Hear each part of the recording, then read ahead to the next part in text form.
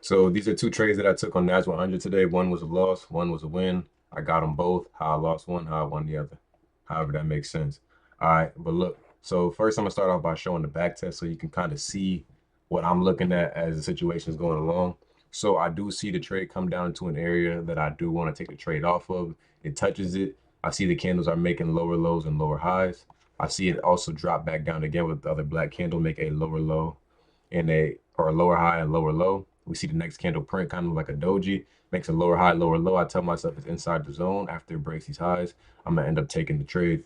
So I put my stop loss right below the lows. I put my TP right at the highs, and then I just let it play out from there. So a lot of the time I do see that my first trade might lose sometimes because I keep a really tight stop loss.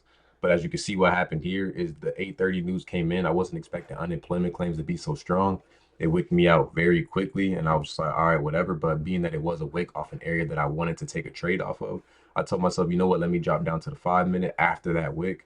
And I was like, let me see if I can find another entry because if it breaks the highs of those wicks, more than likely it's going to want to continue. So I did end up taking my next trade.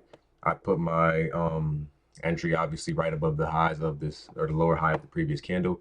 I put my stops not below all the lows of the wick.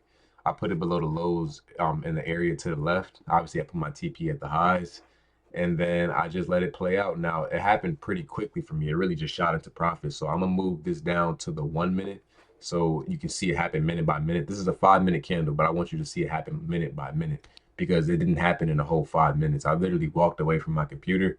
I ended up coming back, and right as I got back, it just boosted up. So you're gonna be able to see that right here. So I started clicking.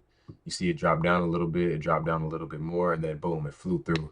Now I wish I would have caught it more at the highs, but I'm not really mad at it. It was still a decent trading day. And that's that. See you on the next video.